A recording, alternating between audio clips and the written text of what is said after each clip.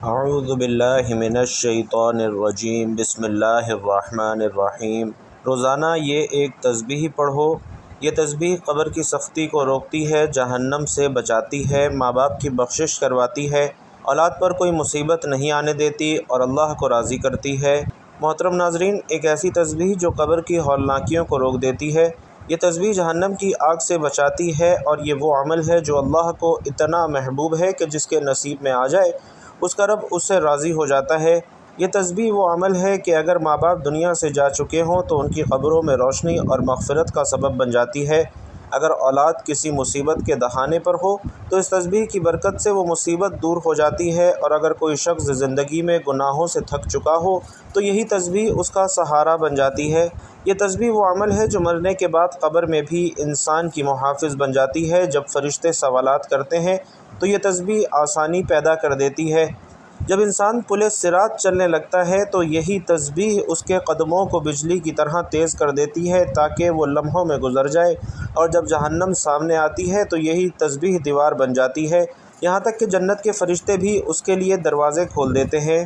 محترم عزیزو، یہ تسبیح عام نہیں ہے، اور یہ ان لوگوں کے لیے ہے جو سچے دل سے رب کی طرف پلٹنا چاہتے ہیں، جو اپنے اعمال کو بخشوانا چاہتے ہیں، جو یہ چاہتے ہیں کہ مرنے کے بعد بھی ان کے ساتھ کوئی ایسی چیز ہو جو ہر سخت مرحلے پر اس کا ساتھ دے۔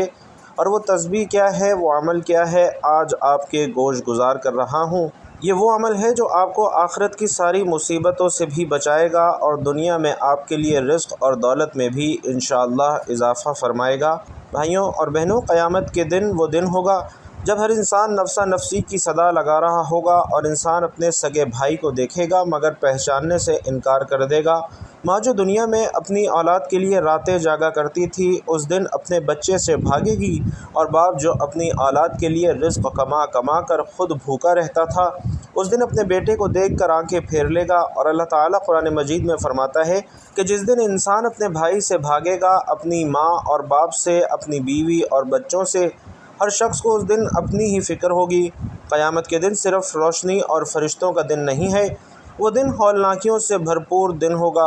پہاڑ روئی کی طرح اڑیں گے، سورج سروں پر لٹکا ہوگا، زمین تپش سے پگھل رہی ہوگی، اور لوگ پسینے میں اس حد تک ڈوبے ہوں گے کہ کچھ کے کانوں تک، کچھ کے ناک تک، کچھ کے سروں تک پسینہ ہوگا۔ اور ایک حدیث میں آتا ہے کہ ہر شخص کو اس کے اعمال کے مطابق پسینہ آئے گا۔ ناظرین محترم، اس دن کا تصور کرتے ہی دل کانپ جاتا ہے، مگر ہمیں حضور نبی کریم صلی اللہ علیہ وسلم کی سیرت سے وہ اعمال بھی ملتے ہیں جو انسان کو اس دن کے عذاب اور قبر کی سختی سے محفوظ رکھتے ہیں۔ انہی میں ایک عمل وہ بھی ہے جس کا ذکر آج کی اس ویڈیو میں کیا جا رہا ہے۔ امیر المومنین حضرت علی رضی اللہ تعالی عنہ فرماتے ہیں کہ نماز فجر کے بعد نبی کریم صلی اللہ علیہ وسلم صحابہ کرام کی طرف متوجہ ہوئے اور ارشاد فرمایا کہ کیا میں تمہیں ایک ایسا عمل نہ بتاؤں جو اللہ کے نزدیک سب سے زیادہ محبوب ہے، جو قیامت کے دن تمہارے لیے روشنی بنے گا، تمہارے گناہوں کا کفارہ ہوگا اور تمہیں جنت کی طرف لے جائے گا؟ صحابہ کرام نے عرض کیا، یا رسول اللہ ضرور بتائیے۔ تو آپ صلی اللہ علیہ وسلم نے فرمایا کہ وہ عمل اللہ کا ذکر کرنا ہے۔ یہ وہ ذکر ہے جس کے لیے قرآن میں فرمایا گیا ہے کہ اللہ کے ذکر سے دلوں کو سکون حاصل ہوتا ہے۔ یہی ذکر دنیا میں انسان کے سینے کو نورانی بناتا ہے اور آخرت میں نجات کا ذریعہ بنتا ہے۔ اور ایک روایت میں آتا ہے کہ حضرت ابو ہریرہ رضی اللہ تعالی عنہ فرماتے ہیں، نبی کریم صلی اللہ علیہ وسلم نے فرمایا، جو شخص صبح کے وقت 100 مرتبہ سبحان اللہ و بحمدہ پڑھتا ہے، اس کے سارے گناہ معاف کر دیے جاتے ہیں، چاہے وہ سمندر کی جھاگ کے برابر کیوں نہ ہو۔ اسی طرح حضرت فاطمۃ الزہرا رضی اللہ تعالی عنہا کو جب مشقت ہوئی تو رسول کریم صلی اللہ علیہ وسلم نے ان کے لیے کوئی نوکر یا خادم نہیں دیا، بلکہ فرمایا کہ سونے سے پہلے 33 مرتبہ سبحان اللہ، 33 مرتبہ الحمدللہ اور 34 مرتبہ اللہ اکبر پڑھا کرو، یہ تمہارے لیے خادم سے بہتر ہے۔ بھائیوں اور بہنوں، ذکر اذکار صرف زبان کی حرکت نہیں بلکہ دل کی توجہ کا نام ہے۔ جو لوگ دنیا میں صبح شام کے اذکار کے پابند ہو جاتے ہیں، ان کے چہروں پر نور آ جاتا ہے، ان کی زندگی میں سکون اتر آتا ہے، ان کے گھروں میں خیر و برکت کا نزول ہونے لگتا ہے۔ یہی ذکر موت کے بعد قبر میں انسان کا ساتھی بن جاتا ہے۔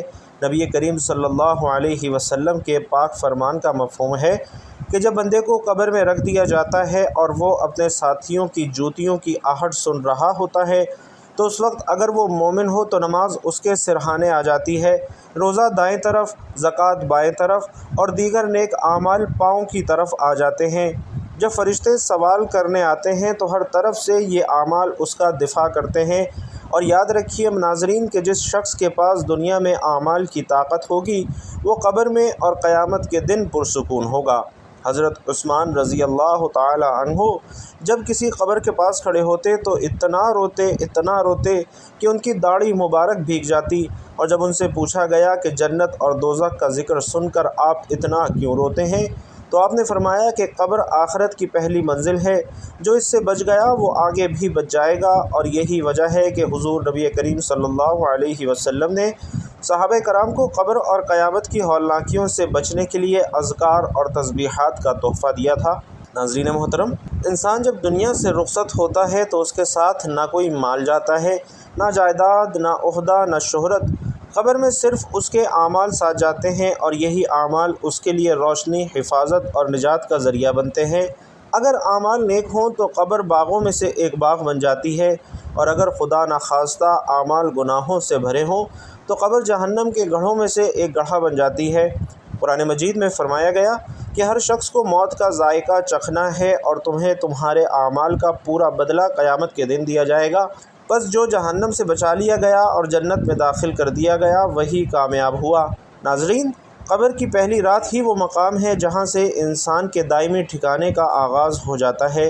نبی کریم صلی اللہ علیہ وسلم نے فرمایا، قبر یا تو جنت کے باغوں میں سے ایک باغ ہے یا جہنم کے گڑھوں میں سے ایک گڑھا ہے، اور اگر بندہ نیک ہو تو قبر کشادہ ہو جاتی ہے، روشنی سے بھر جاتی ہے، اور اس کے ساتھ ایک خوبصورت شکل والا نیک عمل آ کر اس کا ساتھی بن جاتا ہے، اور اگر بندہ بد اعمال ہو تو قبر تنگ ہو جاتی ہے، اس پر اندھیرا چھا جاتا ہے، اور اس کے ساتھ بدترین شکل والا گناہوں کا بوجھ اس کا عذاب بن جاتا ہے۔ اس لیے جب ہم یہ تسبیح کرتے ہیں جس کا ذکر ہم کر رہے ہیں تو یہی تسبیح قبر کے اندر روشنی بن کر ہمارے ساتھ اترتی ہے۔ نبی کریم صلی اللہ علیہ وسلم نے فرمایا کہ جب بندہ قبر میں رکھا جاتا ہے تو اگر وہ ذکر الہی کا عادی ہوتا ہے تو قبر کہتی ہے، مرحبا اے پاکیزہ روح، تیرے لیے میری گہرائی خوشبو سے بھری ہو جائے گی، تیرے لیے کشادگی کر دی جائے گی، تیرے لیے نور بچھا دیا جائے گا۔ اور اگر وہ گناہوں کا عادی ہو تو قبر کہتی ہے، تو میرے لیے ناپاک ہے، تیرے لیے تاریکی ہوگی، تیرے لیے عذاب ہوگا۔ اسی طرح محترم ناظرین، نبی کریم صلی اللہ علیہ وسلم نے فرمایا کہ 3 چیزیں قبر تک ساتھ جاتی ہیں، 2 واپس آ جاتی ہیں اور ایک باقی رہ جاتی ہے۔ مال، اہل و عیال اور اعمال قبر تک ساتھ جاتے ہیں۔ اہل و عیال اور مال تو واپس آ جاتے ہیں لیکن اعمال وہیں رہ جاتے ہیں جو انسان کے ساتھ قبر میں رہتے ہیں، اور ان اعمال میں سب سے وزنی اور مضبوط عمل ذکر الہی ہے، کیونکہ یہ تسبیح نہ صرف انسان کے گناہوں کا کفارہ بن جاتی ہے بلکہ اس کی قبر کو ٹھنڈک اور سکون کا گہوارہ بنا دیتی ہے۔ نبی کریم صلی اللہ علیہ وسلم کا فرمان عالی شان ہے کہ قبر کی سختی سے وہی شخص بچتا ہے جو دنیا میں کثرت سے اللہ کا ذکر کیا کرتا ہے۔ اور محترم ناظرین، اس تسبیح کے اثرات انسان کی اولاد پر بھی پڑتے ہیں، کیونکہ اللہ تعالیٰ نیک ماں باپ کی دعاؤں اور اعمال کے صدقے اولاد کو فتنوں سے محفوظ رکھتا ہے۔ اور قرآن مجید میں حضرت خضر علیہ السلام کا واقعہ بیان ہوا ہے۔ انہوں نے ایک دیوار کو بغیر اجرت کے اس لیے درست کیا کیونکہ اس کے نیچے 2 یتیم بچوں کا خزانہ تھا اور ان کا باپ نیک تھا۔ اللہ تعالیٰ نے ان بچوں کے مال کی حفاظت ایک نیک باپ کے صدقے میں فرمائی۔ یہی برکت اس تسبیح کے ذریعے بھی حاصل ہوتی ہے، کیونکہ جب بندہ اللہ کا ذاکر بن جاتا ہے تو اس کی اولاد کے لیے بھی آسمانوں سے حفاظت نازل ہوتی ہے، انہیں مصیبتوں سے بچایا جاتا ہے، ان کے رزق میں برکت ڈالی جاتی ہے، اور ان کے دلوں میں سکون اتارا جاتا ہے، اور ان کے راستے آسان کیے جاتے ہیں۔ نبی کریم صلی اللہ علیہ وسلم نے فرمایا کہ ایک بندے کے درجے جنت میں بلند ہوتے ہیں۔ وہ پوچھتا ہے کہ یا اللہ یہ کیسے ہوا؟ تو فرمایا جاتا ہے کہ تیری اولاد کے تیرے لیے کہے گئے استغفار کی وجہ سے۔ تو جو شخص خود اللہ کے ذکر میں مشغول رہے اور اپنی زبان کو تسبیح سے تر رکھے، اللہ تعالیٰ اس کی اولاد کے دلوں میں ہدایت ڈال دیتا ہے اور ان کی زندگیوں کو مصیبتوں سے بچاتا ہے۔ اسی طرح یہ تسبیح پل صراط پر روشنی اور رفتار کی صورت میں مددگار بن جاتی ہے، کیونکہ وہ دن سخت ترین ہوگا۔ نبی کریم صلی اللہ علیہ وسلم نے فرمایا کہ ہر شخص کو پل صراط سے گزرنا ہوگا، کچھ لوگ بجلی کی رفتار سے گزریں گے، کچھ ہوا کی، کچھ گھوڑے کی، کچھ اونٹ کی اور کچھ گھسٹتے ہوئے چلتے ہوئے گزریں گے۔ لیکن جو شخص اللہ کا ذکر کرتا ہے اور اس تسبیح کا پابند ہو جاتا ہے تو اللہ تعالیٰ ان کے لیے پل صراط کو آسان فرما دیتا ہے۔ اور محترم ناظرین، اس تسبیح کی ایک اور خاص بات یہ ہے کہ جو شخص سونے سے پہلے اس تسبیح کو پڑھنا معمول بنا لیتا ہے تو اس کے رات کے مصائب دور کر دیے جاتے ہیں۔ نبی علیہ الصلاۃ والسلام فرماتے ہیں کہ جو شخص رات کو ذکر کرتے ہوئے سوتا ہے وہ رات میں کسی مصیبت پر جاگ جائے یا کسی خوفناک سے بیدار ہو جائے تو وہ جو بھی دعا مانگتا ہے اللہ اسے قبول فرماتا ہے۔ یہ تسبیح رات کے اندھیروں میں روشنی بن جاتی ہے، بے خوابی اور بے چینی کو ختم کرتی ہے اور دل کو اطمینان بخشتی ہے۔ تو اے وہ شخص جو والدین کی بخشش چاہتا ہے، جو اپنی قبر کو جنت کا باغ بنانا چاہتا ہے، جو اپنی اولاد کو مصیبتوں سے بچانا چاہتا ہے، جو قیامت کے دن پل صراط سے بجلی کی طرح گزرنا چاہتا ہے، جو رات کی بے سکونی سے چھٹکارا چاہتا ہے، تو یہ تسبیح تیرے لیے ہے۔ اسے معمول بنا لے، اس کے معنی کو دل سے سمجھ کر پڑھا کر، اور اس کا انعام تجھے دنیا میں بھی ملے گا اور قبر اور آخرت میں بھی ملے گا۔ سننے والے دل سے بات سنو، یہ کوئی معمولی ذکر نہیں ہے جس کا ہم تذکرہ کر رہے ہیں، یہ وہ عظیم کلمات ہیں جو دلوں کو زندہ کر دیتے ہیں، جو قبر کی وحشت میں چراغ بن کر روشن ہو جاتے ہیں، جو قیامت کے دن انسان کی زبان پر ہوں گے جب اور کچھ ساتھ نہ ہوگا۔ یہ وہ ذکر ہے جس کا کرنے والا دنیا میں بھی سرخرو ہوتا ہے اور آخرت میں بھی کامیاب ہو جاتا ہے۔ ناظرین، جو شخص یہ تسبیح پڑھتا ہے اس کے ساتھ اپنے دل کو بھی اللہ کے ذکر سے جوڑ لیتا ہے، اللہ پاک اس کے والدین پر بھی رحم فرماتے ہیں، اللہ پاک اس کے لیے قبر کو باغ بنا دیتے ہیں۔ پل صراط جو ایک بجلی کی چاک جیسا تیز راستہ ہے، اس پر اللہ تعالیٰ اس کے فرشتوں کی معیت میں گزار دیتے ہیں، اور جب انسان دنیا کی مصیبتوں سے گھبرا جاتا ہے تو اللہ کا ذکر اس کے دل کو قرار دیتا ہے۔ ارشاد باری تعالیٰ ہے، بے شک دلوں کا سکون اللہ کے ذکر میں ہے۔ لیکن عزیزوں، صرف زبان سے تسبیح پڑھ لینا کافی نہیں ہے۔ اگر زندگی میں جھوٹ ہے، غیبت ہے، چغل خوری ہے، حسد ہے، والدین کی نافرمانی ہے تو یہ تسبیح بھی دل سے خالی رہ جائے گی۔ یہ ذکر اس وقت اثر کرتا ہے جب دل اللہ کے لیے جھکے، زبان سچ بولے، آنکھیں حرام سے بچیں، ہاتھ ظلم سے رکیں۔ ارشاد باری تعالیٰ ہے، اور جو میرے ذکر سے منہ موڑے گا اس کے لیے تنگ زندگی ہوگی اور ہم اسے قیامت کے دن اندھا اٹھائیں گے۔ تو معلوم ہوا کہ ذکر سے غافل ہونا اندھی زندگی ہے اور ذکر الہی اختیار کرنا روشنی ہے۔ وہ بندہ جو چاہتا ہے کہ قبر میں روشنی ہو، پل صراط پر آسانی ہو، جنت میں جگہ ہو، تو وہ زبان کو اللہ کے ذکر سے تر رکھے اور اپنے عمل کو بھی صاف رکھے۔ اللہ کے رسول صلی اللہ علیہ وسلم فرماتے ہیں کہ اللہ رب العزت کا ارشاد ہے کہ میں اپنے بندے کے گمان کے مطابق ہوں، جب وہ مجھے یاد کرتا ہے تو میں اس کے ساتھ ہوتا ہوں۔ ناظرین، یہ کیسا عظیم وعدہ ہے کہ اللہ خود فرما رہا ہے، میں ساتھ ہوں، لیکن شرط یہ ہے کہ بندہ بھی اللہ کو یاد کرے، سچے دل سے یاد کرے۔ نبی علیہ الصلاۃ والسلام فرماتے ہیں، کیا میں تمہیں ایسا عمل نہ بتاؤں جو تمہارے سب اعمال میں بہتر ہو، تمہارے رب کے نزدیک سب سے پاکیزہ ہو، تمہارے درجات کو سب سے زیادہ بلند کرنے والا ہو، تمہارے لیے سونا چاندی خرچ کرنے سے بہتر ہو، تمہارے لیے دشمن سے لڑنے اور شہادت پانے سے بھی افضل ہو؟ صحابہ نے عرض کیا، یا رسول اللہ ضرور بتائیے۔ تو اللہ کے نبی علیہ الصلاۃ والسلام نے فرمایا کہ وہ عمل اللہ کا ذکر کرنا ہے۔ نبی کریم صلی اللہ علیہ وسلم فرماتے ہیں کہ کوئی عمل ایسا نہیں جو جہنم سے زیادہ نجات دینے والا ہو سوائے اللہ کے ذکر کے۔ اور حضرت ابو درداء رضی اللہ تعالی عنہ نے فرمایا، ذکر الہی مومن کے لیے قلعہ ہے جو اس کو شیطان اور گناہوں سے بچاتا ہے۔ ناظرین، کیا ہم نہیں چاہتے کہ ہماری زندگی میں بھی سکون ہو، ہمارے بچے بھی نیک ہوں، ہمارے والدین کی مغفرت ہو، ہماری قبریں باغ بنیں؟ کیا ہم نہیں چاہتے کہ جب سب چھوڑ جائیں تو اللہ ہمارے ساتھ ہو؟ تو آئیے اس تسبیح کو اپنائیں، دل سے اپنائیں، صرف زبان کا نہیں بلکہ دل اور عمل کا بھی ذکر کریں۔ اس کے لیے قرآن کہتا ہے، پس میرے ذکر کو یاد رکھو، میں تمہیں یاد رکھوں گا۔ جب بندہ اللہ کو یاد کرتا ہے تو اللہ اسے یاد کرتا ہے، اور جسے اللہ یاد کرے اس پر مصیبت کا سایہ بھی نہیں آتا۔ ناظرین محترم، صحابہ کرام رضوان اللہ تعالی علیہم اجمعین کی زندگیوں پر غور کریں تو پتہ چلتا ہے وہ صرف نماز گزار نہیں تھے بلکہ وہ ہر وقت ذکر میں رہتے تھے۔ حضرت بلال رضی اللہ تعالی عنہ کو اذان کی خدمت ملی کیونکہ ان کا دل ذکر سے بھرپور تھا۔ حضرت ابو ہریرہ رضی اللہ تعالی عنہ دن میں ہزاروں مرتبہ اللہ کا ذکر کرتے۔ حضرت عمر رضی اللہ تعالی عنہ فرماتے تھے کہ میں صبح کے وقت اللہ کا ذکر نہ کروں تو دن میں برکت نہیں آتی تھی۔ نبی کریم صلی اللہ علیہ وسلم خود اللہ کے ذکر میں سب سے زیادہ رہنے والے تھے۔ آپ فرمایا کرتے تھے کہ میں ایک دن میں 70 مرتبہ سے زائد استغفار کرتا ہوں اور دل اللہ کی طرف رجوع میں رہتا ہے۔ بس جو لوگ چاہتے ہیں کہ اللہ ان کی دعائیں سنے، ان کی راتیں پرسکون ہوں، ان کی قبریں جنت کی گود بنے، اس کے والدین کے لیے بخشش کا سامان ہو، ان کی اولاد نیکی کی طرف مائل ہو، تو وہ تسبیح پڑھنے کے ساتھ ساتھ زندگی کو بھی اللہ کے راستے پر ڈھالے، تبھی یہ تسبیح ان کی زندگیوں کو بدلے گی۔ تو محترم ناظرین، قیامت کے آثار سامنے آ چکے ہیں۔ دن بدن دل سخت ہوتے جا رہے ہیں، رزق سے برکت اٹھتی جا رہی ہے، گھروں میں سکون نہیں ہے، قبروں میں روشنی نہیں ہے، دعاؤں میں اثر نہیں ہے، اور ہم پھر بھی غافل ہیں۔ ہم میں سے کتنے لوگ ہیں جو یہ چاہتے ہیں کہ ان کے والدین کی مغفرت ہو، ان کی قبر جنت کا باغ بن جائے، ان کی زندگی سکون سے بھر جائے، اور قیامت کے دن ان کا پل صراط سے گزرنا بجلی کی طرح تیز ہو، اور موت کے بعد جب اندھیری رات ہو، قبر تنہا ہو، کوئی ساتھی نہ ہو، تو صرف اللہ کا ذکر ہمارے ساتھ ہو۔ تو آئیے ناظرین، جانتے ہیں اس بابرکت تسبیح کے بارے میں۔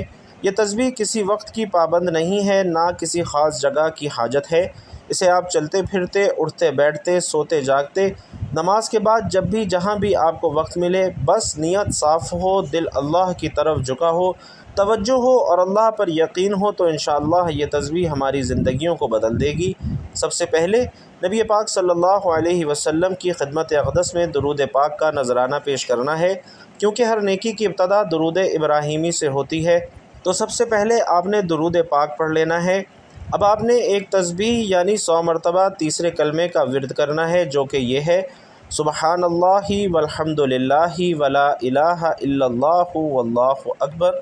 اس عظیم کلمے کے اندر اللہ کی پاکیزگی، شکر گزاری، توحید اور کبریائی جمع ہے، اور اس کا ترجمہ ہے کہ اللہ پاک ہے، تمام تعریف اللہ کے لیے ہے، اللہ کے سوا کوئی معبود نہیں، اور اللہ سب سے بڑا ہے۔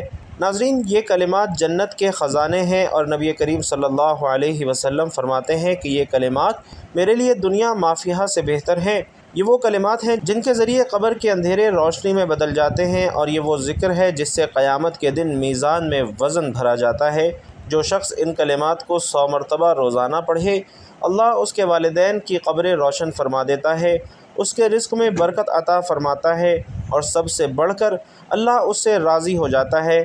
اب دوسرا ورد یہ کرنا ہے کہ آپ نے اللہ کے صفاتی ناموں میں سے ایک ایسا نام 100 مرتبہ پڑھنا ہے جو کہ مغفرت کا سبب بنتا ہے، اور اللہ کا وہ صفاتی نام یا غفارو یعنی بہت زیادہ معاف کرنے والا، اس نام کا ورد آپ نے 100 مرتبہ کرنا ہے۔ اور اس نام کی فضیلت یہ ہے کہ قرآن مجید میں اللہ رب العزت ارشاد فرماتے ہیں: بے شک میں بہت بخشنے والا ہوں۔ اس لیے جو توبہ کرے اور ایمان لائے اور نیک عمل کرے، پھر ہدایت پر قائم رہے، اس نام کے پڑھنے سے دل کے گناہ دھلتے ہیں، اللہ کی مغفرت کے دروازے کھلتے ہیں۔ تو یہ تسبیح پڑھنے کے بعد اب آخر میں دوبارہ ایک مرتبہ درود ابراہیمی پڑھیں اور اللہ کا شکر ادا کریں کہ اس نے آپ کو یہ توفیق دی کہ آپ نے یہ عظیم تسبیح کا اہتمام کیا۔ یاد رکھیے ناظرین، یہ ذکر صرف الفاظ نہیں ہیں بلکہ روح کی غذا ہے، جو روح کو زندہ کرتا ہے، دل کو بیدار کرتا ہے اور قبر کو جنت بنا دیتا ہے۔ ناظرین محترم، اگر آپ کو اس تسبیح کی فضیلت نے متاثر کیا ہے، اگر آپ چاہتے ہیں کہ آپ کے والدین کی مغفرت ہو، آپ کی بھی قبر روشن ہو، آپ قیامت کے دن کی ہولناکیوں سے محفوظ رہیں، پل صراط سے بجلی کی طرح گزر جائیں، اور اللہ رب العزت کا قرب حاصل ہو، تو اس تسبیح کو اپنا معمول بنا لیجئے۔ اللہ رب العزت سے دعا ہے میرا سنانا اور آپ کا سننا اپنی بارگاہ میں قبول و منظور فرمائے، جو مانگ سکے وہ بھی عطا فرمائے، جو نہ مانگ سکے وہ بھی عطا فرمائے، آمین یا رب العالمین۔ ناظرین کرام، آخر میں آپ سے گزارش ہے کہ جس تسبیح میں اللہ کے صفاتی نام کا ذکر کیا گیا ہے یعنی یا غفارو، وہ کمنٹ باکس میں اللہ کا صفاتی نام ضرور لکھتے جائیے گا۔ اللہ رب العزت آپ سب کا حامی و ناصر ہو، آمین یا رب العالمین۔